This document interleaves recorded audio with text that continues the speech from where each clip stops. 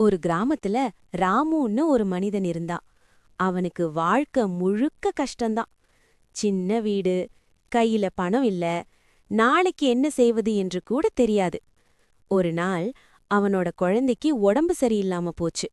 அதுக்காக அவன் நிறைய இடம் ஓடி ஓடி உதவி கேட்க ஆரம்பிச்சான். ஆனா யாராலையும் அவனுக்கு உதவி செய்ய முடியல.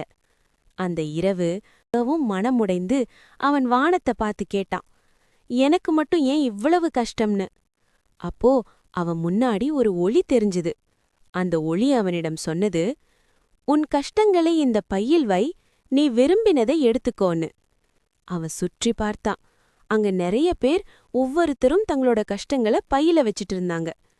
ஒருத்தருக்கு உடல் நோய், மற்றொருத்தருக்கு குடும்ப பிரச்சனை, இன்னொருத்தருக்கு தனிமை. அவன் அமைதியா நின்னு யோசிச்சான். என்னோட கஷ்டம் கஷ்டம்தான், ஆனா மற்றவர்களோட வாழ்க்கை இன்னும் கஷ்டமா இருக்கேன்னு. அதுக்கப்புறம் அவன் தன் கஷ்டத்தையே திரும்ப எடுத்துக்கிட்டான். அந்த நிமிஷத்துல அவன் புரிஞ்சுக்கிட்டான், நமக்கு இருக்கிற வாழ்க்கையே நமக்கு சரியானதுன்னு.